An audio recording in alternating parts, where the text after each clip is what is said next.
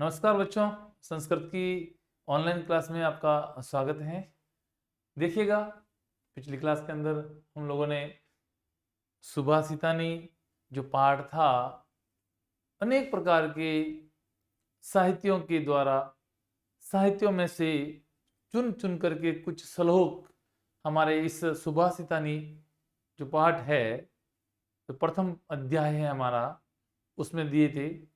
उसमें से हमने 2 श्लोक पढ़े थे। बड़े ही इंटरेस्टिंग श्लोक थे, मन को अच्छे लगने वाले मधुर वचन थे, जिसके बारे में हमने पिछली क्लास में अध्ययन किया था। तो लीजिएगा, आज हम लोग इस अध्याय को आगे बढ़ाते हुए इस अध्याय का जो तीसरा जो श्लोक है उसको पढ़ने जा रहे हैं। जरा ध्यान से सुनेगा। लुब्धस्य नश्यति यशः पिशुनस्य मैत्री, नष्ट क्रियस्य कुलम अर्थपरस्य धर्मः, विद्याफलम वैष्णिनः कर्पणस्य सौख्यम, राज्यम प्रमत्त सचिवस्य नरधिपस्य। बहुत ही सुंदर बात बताई। देखिएगा, बड़े ध्यान से सुनेगा आप। लुब्धस्य नश्यति यशः। लुब्धस्य शब्दस्य किम अर्थः अस्ति? लुब्धस्य शब्द का अर्थ क्या है? लुब्धस्य, इसका अर्थ होता है लालची व्यक्ति। लुब्धस्य का अर्थ होता है बच्चों लालची, लोभी। जो लोभी व्यक्ति होता है वो उसका क्या होता है? देखिएगा, नश्यति। नश्यति शब्द का अर्थ होता है नाश होना। तो लालची व्यक्ति का क्या नाश होता है? यशः। जो व्यक्ति लोभी होता है, जो लालची होता है, उसका यश जो होता है उसका नाश हो जाता है। उसकी कीर्ति जो होती है वो नष्ट हो जाती है। इस संसार के अंदर जिस व्यक्ति की कीर्ति फैली हुई है, जिसका यश यशोगान फैला हुआ है, लेकिन यदि उस व्यक्ति के अंदर थोड़ी सी भी, किंचित मात्र भी लुब्धस्य यानी कि वो लोभी है, तो उसकी सारा का सारा यश, सारी की सारी कीर्ति वो नष्ट हो जाती है। ऐसा हमारे संस्कृत के विद्वानों ने कहा है। और अगली बात क्या होती है उन्होंने? पिशुनस्य मैत्री। बहुत अच्छी बात बच्चों। पिशुन शब्द का मतलब होता है चुगलखोर। तो बच्चों, जो व्यक्ति चुगलखोर होता है, चुगलखोर का मतलब आप समझते हो? जैसे आप में से एक कोई ऐसा दोस्त है जो आपकी बात को वो दोस्त किसी अन्य दोस्त को कहता है, आपकी चुगली करता है, आपकी भलाई बुराई उनके सामने रखता है, उसकी बात को आपके सामने रखता है। इस प्रकार से इधर की बातें उधर। जैसे आपने कभी हमारे नारद मुनि के बारे में सुना होगा, जो इस देवताओं की बात उस देवताओं के पास में, इनकी चुगली उनके पास में और उनकी चुगली इनके पास में, तो उस व्यक्ति को बोलते हैं चुगलखोर। सपोज मान लीजिए 2 मित्र हैं, एक का नाम है चुन्नू, एक का नाम है मुन्नू। एक अन्य कोई व्यक्ति है, अन्य कोई बच्चा है, उसका नाम है राम। अब देखो बच्चों, इस मुन्नू ने क्या किया? चुन्नू के साथ में भी दोस्ती की और राम के साथ में भी दोस्ती की। हुआ ऐसा बच्चों कि इस मुन्नू दोनों के साथ में दोस्ती तो कर ली, लेकिन इस चुन्नू की बातों, चुन्नू की भलाई बुराई ये जाकर के राम को बोलता है, राम की भलाई बुराई जाकर के चुन्नू को बोलता है, और दोनों को आपस में झगड़ा करवाता है। इधर की बात इधर करता है, इधर की बात इधर करता है। ये कहलाता है चुगलखोर। जब ये ऐसा काम करेगा तो क्या इनकी दोस्ती बरकरार रहेगी? नहीं। इसलिए क्या हो जाएगा, इस चुगलखोर की जो दोस्ती है, जो मित्रता है, वो नष्ट हो जाएगी। तो प्यारे बच्चों, इस लाइन से हमें यह मालूम पड़ता है, इस लाइन से हमें यह सीख मिलती है कि जो व्यक्ति लोभी होता है, लुब्ध होता है, उसका तो यश नष्ट हो जाता है, और जो चुगलखोर होता है उसकी मित्रता नष्ट हो जाती है। तो आपको ये ध्यान रखना चाहिए बच्चों। प्रश्न यहां अगर बनता है, कस्य यश नश्यति, किसका यश नष्ट हो जाता है? तो लुब्धस्य यश नश्यति। इसी लाइनों के अंदर ही प्रश्न बनते हैं, ध्यान रखना। तो पहली लाइन का मतलब हुआ लोभी व्यक्ति का तो यश नष्ट हो जाता है, और चुगलखोर की मित्रता। देखिए बच्चों, अब आप अगली लाइन का अर्थ जानेंगे।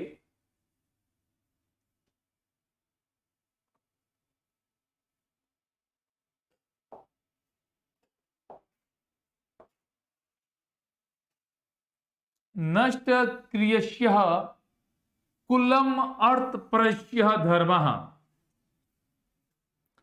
नष्ट क्रियस्य, जिसकी क्रिया नष्ट हो चुकी है, अर्थात जो काम करने के काबिल नहीं है, काम करना चाहता नहीं है, निष्क्रिय है, निकम्मा है, ऐसा व्यक्ति जो निकम्मा है, काम करने की जो उसकी लालसा है वो खत्म हो चुकी है, ऐसे व्यक्ति को नष्ट क्रियस्य व्यक्ति बोलते हैं। और ऐसे व्यक्ति का जो हमेशा कुल है वो नष्ट हो जाता है। क्या हो जाता है? कुल नष्ट हो जाता है। नष्ट क्रियस्य कुलम, निकम्मे व्यक्ति का कुल नष्ट हो जाता है। बच्चों, कुल का मतलब होता है वंश। बच्चों, स्कूल का मतलब होता है किनारा। इसके दो अर्थ होते हैं बेटे। कुल का मतलब योग भी होता है, लेकिन आपको ये ध्यान में होना चाहिए, यहां पे स्कूल का मतलब वंश से लेंगे हम लोग, ठीक है ना? तो निकम्मे व्यक्ति का कुल नष्ट हो जाता है। और यहां पे बच्चों एक संधि बनी हुई है, शब्द है कुलम, और इसमें अ छुपा हुआ है, कुलम। और कुलम कैसा? यहाँ पे अ छुपा हुआ है, यहां से अ निकालेंगे तो अर्थ बन जाएगा, अर्थ परस्य धर्म। अर्थ का मतलब होता है धन, पैसा। अर्थ परस्य, जो धन का लोभी होता है, जो पैसों का लोभी होता है, उसका क्या नष्ट होता है बच्चों? उसका धर्म नष्ट हो जाता है। अर्थ परस्य धर्म। धन का लोभी व्यक्ति जो होता है उसका धर्म नष्ट हो जाता है। तो देखिएगा बच्चों, आगे की कहानी सुनेंगे हम लोग। पहले बताया लोभी व्यक्ति का यश नष्ट हो जाता है, चुगलखोर की मित्रता नष्ट हो जाती है, और निकम्मे व्यक्ति का कुल नष्ट हो जाता है, और धन के लोभी व्यक्ति का धर्म नष्ट हो जाता है। आगे देखिए, ये आपके काम की चीज है और आपके लिए वेरी इंपॉर्टेंट चीज है। विद्या फलम व्यसनिनः। व्यसनिनः, जिन व्यक्तियों की जो बुरी आदतें हैं, जो गंदी आदत है, उनकी वजह से उनका जो विद्या रूपी फल है वो नष्ट हो जाता है। इसलिए प्यारे बच्चों, हमें व्यसनीन से दूर रहना चाहिए, बुरी आदत से दूर रहना चाहिए। अगर आपको अपने विद्या फल को बचाना है, उनको नष्ट होने से बचाना है, तो बुरी आदत से हमेशा दूर रहना चाहिए। तो बताइए बच्चों, विद्या फल किसका नष्ट होता है? व्यसनीन का, बुरी आदत वालों का। और अगली बात आप देखेंगे, अगली बात देखेंगे क्या बताया है, कर्पणस्य सौख्यम। बच्चों कर्पण का तात्पर्य होता है कंजूस। और जो व्यक्ति कंजूस होता है, जिनके पास में पैसे होते हुए भी वह पैसे खर्च नहीं करता है, या फिर अपने परिवार के लिए अपनी सुख सुविधाओं की जो वस्तुएं होती है उनको वो पूर्ण रूप से उनको सुविधाएं नहीं दे पाता है। जिसके पास में पैसे हैं फिर भी वो बच्चों के लिए नोटबुक्स हैं, किताबें हैं, स्कूल की ड्रेस हैं और दूसरे कपड़े हैं, एनीवन बच्चों के लिए कुछ खिलौने या खाने पीने की वस्तुएं हैं, तो ये उनकी पूर्ति नहीं कर पाता है पैसे होते हुए भी। या वो खुद के लिए भी अच्छे कपड़े नहीं पहन सकता है, खुद के लिए है जो मोटरसाइकिल कार नहीं खरीद सकता है, पैदल घूमता है, या वो अच्छा खाना पीना नहीं करता है, तो उसका क्या नष्ट हो जाएगा, उनका सौख्यम सुख नष्ट हो जाएगा। कंजूस व्यक्ति का सौख्यम सुख नष्ट हो जाएगा। क्या नष्ट हो जाएगा, सुख नष्ट हो जाएगा। यानी इसको सुख नहीं मिलेगा, पैसे कितने भी हो, लेकिन पैसे खर्च करने की उसके अंदर वो उसकी आदत नहीं है खर्च करने की, बहुत कंजूस होता है, पैसे को अपने पास में इकट्ठे करके रखता है, संचय करके रखता है। जब वो इस दुनिया से जाएगा तो पैसा साथ लेकर नहीं जाएगा, पैसे यहीं पड़े रहेंगे। हम इस दुनिया में आए हैं तो खाली हाथ आए हैं, खाली हाथ जाएंगे, लेकिन इस दुनिया में आवश्यकता के अनुसार अपन को पैसे खर्च करने चाहिए। हम ये मानते हैं कि बिना आवश्यकता के पैसे खर्च नहीं करने चाहिए, लेकिन जो व्यक्ति आवश्यकता के अनुसार ही पैसे खर्च नहीं करता है, जबकि उसके पास में धन का अभाव नहीं होता है, धन होता है, पैसे होते हैं, फिर भी वो खर्च नहीं करता है, अपनी आवश्यकता की वस्तुओं वो खरीद नहीं सकता है, तो उस व्यक्ति का है जो सुख नष्ट हो जाता है। ध्यान देखिएगा, राज्यम प्रमत सचिवस्य। प्रमत का मतलब होता है अभिमानी, प्रमत का मतलब होता है अभिमानी, सचिव मंत्री, और किसका, नर अधिपत्य, अर्थात राजा का जो मंत्री होता है, राजा का जो सचिव होता है, उस सचिव, वो सचिव कैसा, यदि वो सचिव प्रमत है, अभिमानी है, घमंडी है, उसमें अभिमान है, प्राउड, तो उसका राज्य, उस राजा का राज्य नष्ट हो जाएगा। किसकी वजह से, उस अभिमानी सचिव, अभिमानी मंत्री की वजह से उस राजा का राज्य नष्ट हो जाता है। इसलिए राजा को हमेशा इस प्रकार के मंत्रियों का चयन नहीं करना चाहिए, इस प्रकार के मंत्रियों को नहीं रखना चाहिए अपने राजमहल के अंदर, जबकि ऐसा करने से उनका राज्य नष्ट हो जाता है। तो प्यारे बच्चों, जरा एक बार वापस इस श्लोक के बारे में हम जानकारी प्राप्त करेंगे, ध्यान से सुनिएगा। लुब्धस्य नश्यति यशः, लोभी व्यक्ति का यश नष्ट हो जाता है, लालची व्यक्ति का यश नष्ट हो जाता है। पिशुनस्य मैत्री ही, चुगलखोर की मित्रता, नष्ट कृष्य निकमे व्यक्ति का कुल, अर्थपरस्य न की धन के लोभी व्यक्ति का धर्म, और विद्याफलम वैसनिन यानी कि बुरी आदत वाले व्यक्ति, उनका विद्याफल उसका नष्ट हो जाता है। और कर्पणस्य सौख्यम, और कंजूस व्यक्ति का सुख नष्ट हो जाता है। और राज्यम प्रमत सचिवस्य नराधिपत, अर्थात जो अभिमानी मंत्री होता है, जिस राजा का मंत्री अभिमानी होता है, घमंडी होता है, प्रमत्त होता है, उस राजा का राज्य नष्ट हो जाता है। तो प्यारे बच्चों देखिएगा, प्रस्तुत श्लोक में अनेक प्रकार के दुर्गुणों को त्यागने की प्रेरणा देते हुए, उन दुर्गुणों के दुष्परिणाम का उल्लेख करते हुए ये कहा गया है कि लोभी व्यक्ति का यश, चुगलखोर की मित्रता, कर्महीन निकमे का कुल, और केवल धन के लालची जो व्यक्ति स्वार्थी होता है उसका धर्म, और वैष्णी जो होता है, जो बुरी आदत वाला, उसका फल, विद्या फल, और जो कंजूस होता है उसका सुख, जो अभिमानी मंत्रियों वाले राजा होता है उसका राज्य नष्ट हो जाता है। अतः इन दुर्गुणों को हमें त्याग देना चाहिए, ऐसे दुर्गुणों को हमें छोड़ देना चाहिए, त्याग देना चाहिए। देखिए बच्चों, शब्दार्थ के बारे में हम जानकारी प्राप्त करेंगे। व्यसनीन का मतलब होता है बुरी लत वाले।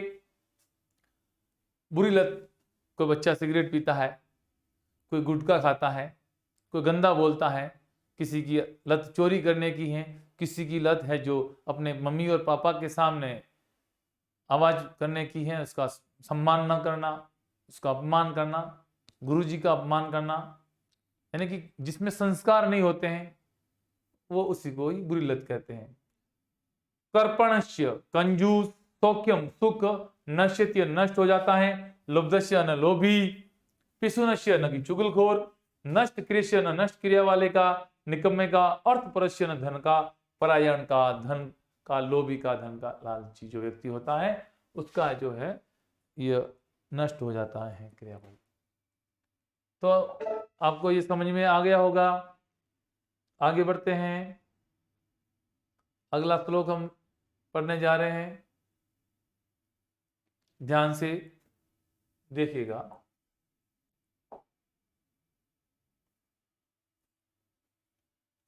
पित्वा रसम तु कटुकम मधुरम समानम, माधुर्येम जनयेन मधुमक्षिकास्तहु, संतः तथैव संसज्जन दुर्जनानाम श्रुत्वा वचः मधुर सुक्त रसम सृजन्ति। ध्यान से सुनिएगा। पित्वा रसम, पित्वा पी करके, क्या पी करके? रस, तू है ना तो, रस पी करके, क्या रस पी करके? ऐसा कटुकम यानी कड़वा, मधुरम यानी मीठा, समानम यानी समान। कड़वे और मधुर दोनों प्रकार के समान रस पी करके, समान रस, समान रूप से कौन पीती है? मधुमक्षी कौशौ। यहां पे इसका अन्वय करते हैं ना हम लोग, अशौ मधुमक्षी का, अशौ मधुमक्षी का।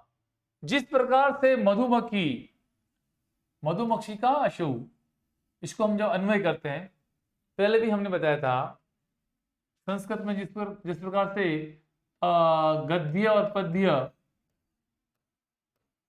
होता है, जो विधा होती है पद्य विद्या, ये पद्यांश कहलाएगा आपके। श्लोक जो है पद्यांश कहलाएगा। इसके अंदर जो शब्द जो होते हैं वो क्रम से लिखे हुए न होते हैं, उसको क्रम से लिखना अन्वय कहलाता है।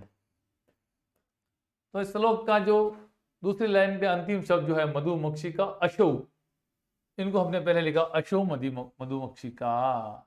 जिस प्रकार से मधुमक्खी, मधुमक्षिका का अर्थ होता है मधुमक्खी। आपने शायद देखी होगी, मधुमक्खी छज्जे के अंदर रस को संचय करती है, फूलों के रस का चयन करके उसके अंदर बूंद बूंद से एक छत्ता बनाती है, और वो छत्ता रस से, मधुर शहद से भर जाता है।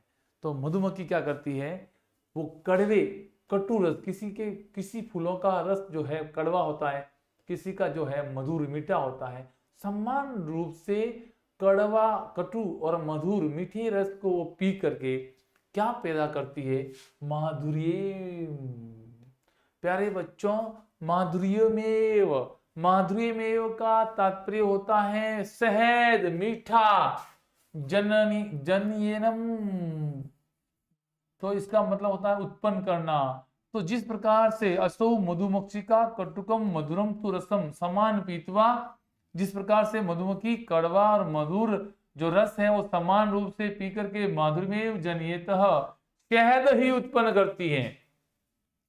मधुमक्खी फूलों का रस चूसती है, उसके रस को इकट्ठा करती हैं, पी करके उसको, जब वो कड़वा रस भी पीती है और मीठा रस भी पीती है, तो समान रूप से कड़वे और मीठे रस को पी करके वो क्या उत्पन्न करती हैं? मीठा ही, शहद ही उत्पन्न करती है। चाहे वो रस कड़वा हो चाहे वो मीठा हो, दोनों को समान रूप से ग्रहण करके उन दोनों से ही वो शहद का निर्माण करती हैं, मधु का निर्माण करती हैं, वो शहद ही उत्पन्न करती हैं। न कि विष उत्पन्न करती है। ऐसा नहीं है कि भैया उसमें कटु है, जो कड़वा रस मिल गया है और मधुर दोनों मिक्स हो गए हैं तो थोड़ा सा खट्टा हो गया या थोड़ा सा कड़वा हो गया। नहीं, मधुमक्खी जो है वो समान रूप से दोनों प्रकार के रसों का पान करती हैं। दोनों प्रकार के रसों का पान करने के बाद में वो जो आपका जो मधु है, जो शहद ही उत्पन्न करती है। अब उन्होंने बताया आगे क्या बोला, संतः संत तथैव सम सज्जन दुर्जना नाम श्रुत्वा वचः मधुर सुक्त रसम सजन्ति। अर्थात संत लोग, सज्जन पुरुष, महात्मा लोग, विद्वान लोग क्या करते हैं, संत तथैव उसी प्रकार से, तथैव तथैव का मतलब उसी प्रकार से, संत जनः उसी प्रकार से, सज्जन लोग, सज्जन दुर्जना नाम, सज्जन दुर्जना नाम, सज्जन दुर्जना नाम यानी कि सज्जनों के और दुर्जनों के, सज्जन पुरुष के अच्छे आदमी भले आदमी के और दुर्जन पुरुष के यानी कि दुर्जन पुरुष के बुरे आदमी के वचन वचनों को सम्मान रूप से श्रुत्वा, श्रुत्वा वचः मधुर सुक्त रसम सजंती, ये सम्मान रूप से वचनों को सुन करके, उनकी वाणी को सुन करके मधुर सुक्त रसम, मधुर सुक्त रसम सृजंती, मधुर सुक्त रस का ही क्या करते हैं, वो उसके रस के रूप से ग्रहण करके भी केवल मधुर सूक्त यानी कि उसकी मीठी सूक्त वचन, मीठी वाणी की ही रचना करते हैं, वो मीठी वाणी का ही निर्माण करते हैं और अर्थात मधुर वचन ही बोलते हैं। अर्थात संत आदमी तथे उसी प्रकार से, जिस प्रकार से मधुमक्खी का कड़वे और मधुर, जरा वापस देखिएगा इसका, जिस प्रकार से मधुमक्खी का क्या करती है, मधुमक्खी का जो कटु के कड़वे और मधुर यानी मीठे रस को समान रूप से पी करके ग्रहण करके सिर्फ शहद का ही निर्माण करती है, उसी प्रकार से संत आदमी तथे उसी प्रकार से ये संत जना क्या करती हैं, सज्जनों और दुर्जनों के जो वचनों को सम्मान रूप से श्रुत्वा सुन करके मधुर सूक्तम, सिर्फ मधुर मीठी सूक्ति को ही, मीठी वाणी को, मीठे वचनों को ही क्या करते हैं, वो सर्जनतीय निर्माण करते हैं, उसकी रचना करते हैं। अर्थात वो चाहे दुर्जन आदमी के वचन हो चाहे सज्जन आदमी के वचन हो तो उनको है ना किस में कन्वर्ट कर लेते हैं, वो मधुर सूक्त वचन में कन्वर्ट कर लेते हैं, दोनों के लिए समान रूप से वचन बोलते हैं। तो प्यारे बच्चों, इस प्रकार से आपको ये इस सुभाषित यानी का चौथा श्लोक भी आपको समझ में आ गया होगा। तो आगे बढ़ते हैं बच्चों।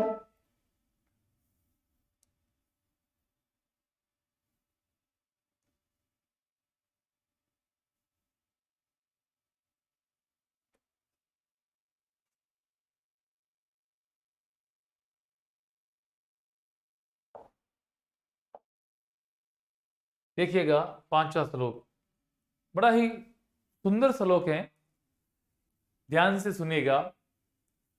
विहाय पौरुषम यो ही देवम एव अवलंबते प्रासाद सिंहवतः तस्य मूर्धने तिष्ठन्ति वायिषः। बहुत ही सुंदर श्लोक है। विहाय, विहाय का मतलब होता है छोड़ना, छोड़ करके, त्याग करके। क्या त्याग करके? पौरुषम। बच्चों, पौरुषम का मतलब होता है परिश्रम, अपनी मेहनत, यो जो, अर्थात यह पौरुषम विहाय देवम एव अवलंबते, देवम एव अवलंबते। बच्चों यहां पे संधि है, देवम प्लस एव प्लस अवलंबते। बच्चों देवम का मतलब होता है यहां पे भाग्य। यह पौरुषम विहाय देवम एव अवलंबते, अर्थात जो पुरुष परिश्रम को, मेहनत को विहाय छोड़ करके देवम ही यानी कि भाग्य पर ही अवलंबते न आश्चर्य रहते हैं, स्थित रहते हैं। वो कैसे व्यक्ति होते हैं, वो कैसे पुरुष होते हैं? वो ऐसे कायर होते हैं जिस प्रकार से मान लीजिए एक प्रसाद बना हुआ है। क्या बना हुआ है? प्रसाद। प्रसाद का मतलब होता है बच्चों महल। प्रसाद का मतलब होता है महल, और प्रसाद दोनों में अंतर है। प्रासाद और प्रसाद, ये प्रसाद जो है इसका मतलब होता है कृपा। भगवान की प्रसाद हम लेते हैं ना, वो भगवान की कृपा होती है, उनका आशीर्वाद होता है। और प्रासाद, प्रासाद का मतलब होता है महल। और एक महल पर बच्चों, मान लीजिए एक कोई महल बना हुआ है, अच्छा सा महल बना हुआ है। अब उस महल पर बच्चों क्या हुआ, किसी ने किसी को डराने के लिए एक महल के ऊपर बच्चों शेर बना दिया। मान लीजिए यहाँ पे एक शेर की इसने मूर्ति है जो उसका निर्माण कर दिया। सपोज, जैसा भी चित्र है समझाने का प्रयास कर रहा हूं मैं। अब इस शेर के, इस मिट्टी के शेर के ऊपर कौवे आकर बैठ गए। तो बच्चों ये आपको सोचना चाहिए, समझना चाहिए, क्या वास्तविक रूप में अगर शेर है तो उसके ऊपर जाकर के, उसके मुख के ऊपर, उसके गर्दन के ऊपर जाकर कौवा बैठ सकता है? ऐसा कदापि संभव नहीं है। क्योंकि बच्चा वो शेर जो है वो उस कौवे को मार सकता है, उसको दबोच सकता है, लेकिन एक महल के ऊपर मिट्टी के बने हुए शेर के ऊपर कौवा बैठ जाता है तो उसका कोई भी उसका महत्व नहीं रहता है उस शेर का। उसी प्रकार से हमारे इस विद्वानों ने, संतों ने ये बताया है कि जो व्यक्ति ऐसे होते हैं, इस प्रस्तुत श्लोक में कहा गया है कि जिस प्रकार से पराक्रम से रहित महल में स्थित एक मूर्ति वाला शेर, उसके मस्तक पर कौवे बैठे रहते हैं, उसी प्रकार से जो व्यक्ति परिश्रम से रहित होकर के, जो अपने परिश्रम को विहाय करके, अपने परिश्रम को छोड़ करके, त्याग करके अपने देव में नहीं अपने भाग्य पर जो आश्रित अवलंबते आश्रित रहता है, उसका ही आसरा लेता है, वो कायर के समान दुर्जनों से घिरा हुआ होता है। वो व्यक्ति हमेशा कायर होता है। और कायर कैसा कायर? उसके चारों तरफ बुरे लोग, दुर्जन लोग हैं, और दुर्जनों से वो घिरा हुआ होता है। अतः हमें हमें क्या करना चाहिए? भाग्य पर कभी भी आश्रित न होकर के परिश्रम करना चाहिए। इसलिए बच्चों, कभी भी कुछ बच्चे होते हैं एग्जाम देते हैं, कॉम्पिटिटिव एग्जाम देते हैं, तो उसके अंदर सोचते हैं हमारा भाग्य होगा, हमारा किस्मत होगा तो हमें नौकरी मिल जाएगी। नहीं बच्चों, ऐसा कदापि हमें नहीं सोचना चाहिए, क्योंकि हमेशा भाग्य अपनी परिश्रम और मेहनत से बनाया जाता है। जो परिश्रम करता है उनको निश्चित रूप से सफलता मिलती है। तो प्यारे बच्चों, हमें भी कदापि अपने भाग्य पर भरोसा न करना चाहिए, अपनी मेहनत पर भरोसा करना चाहिए, अपने पौरुषम पर भरोसा करना चाहिए। जो व्यक्ति अपने पौरुषम को, अपने परिश्रम को त्याग करके केवल भाग्य का ऊपर सहारा लेते हैं, भाग्य का आश्रय लेते हैं, वो हमेशा दुर्जनों से गिर जाते हैं और जिंदगी के अंदर उनकी दुर्गति हो जाती है। इसलिए हमेशा अपन को अपने भाग्य पर भरोसा न करके अपनी मेहनत और परिश्रम पर भरोसा करना चाहिए। तो बच्चों, ये श्लोक भी आपको समझ में आ गया होगा। बढ़ते हैं आगे।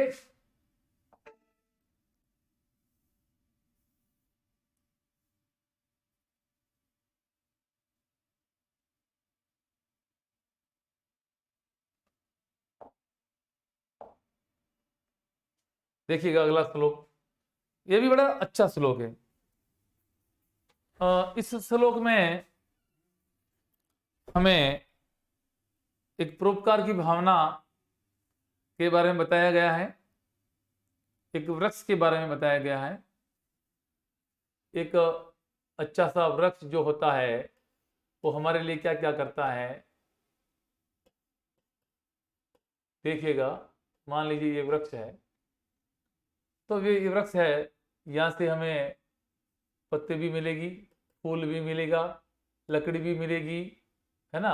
ये आपको जड़ भी देता है, छाया भी देता है। कोई व्यक्ति इसके नीचे क्या करता है, विश्राम भी करता है आराम से।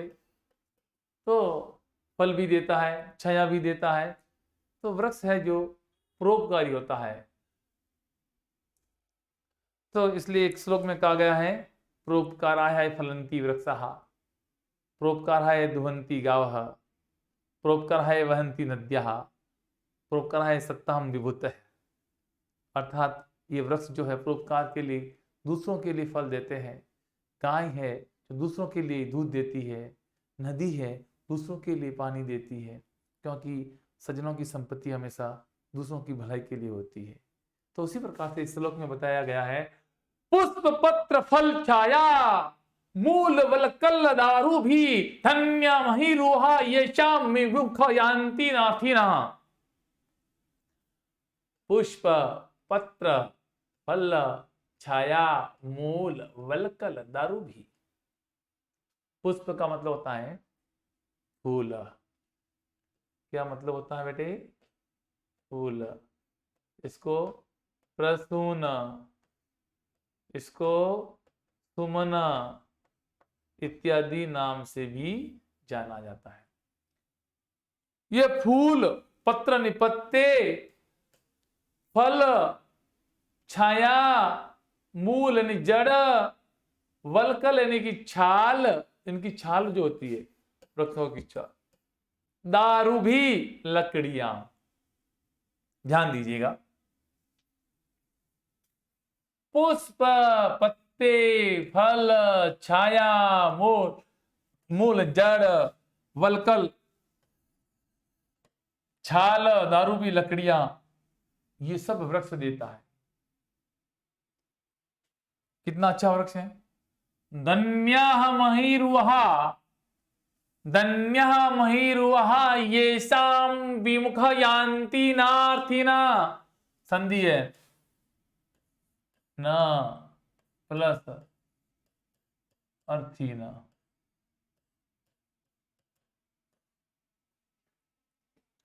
देखिएगा, महिरुआ वृक्ष, वृक्ष का पर्याय है महिरुआ।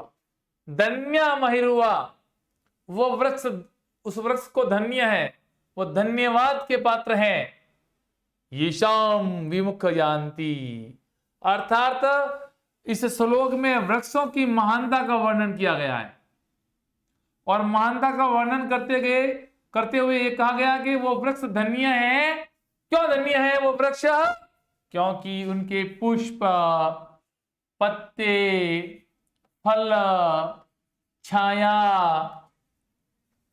छाल, लकड़ियां प्राप्त करते कोई भी याचक, अर्थी न, कोई भी याचक मांगने वाला उसके पास में जाता है ना, जो मांगने वाला किसी की शरण में जाता है, कोई भी याचक जो होता है वो निराश होकर के, विमुख होकर के वापस नहीं, न यान्ति, वापस नहीं जाता। भाई वृक्ष के पास में जाओगे तो पुष्प भी मिलेगा,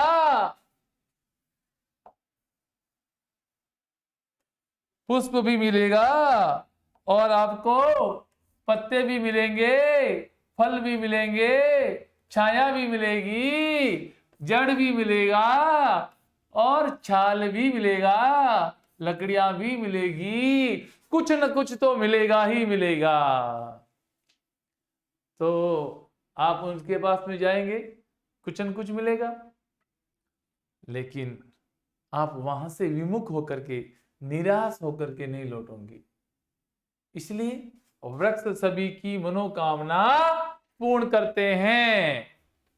उनकी दानशीलता को देख करके, उनकी दानशीलता को देख करके उनको धन्य कहा गया है।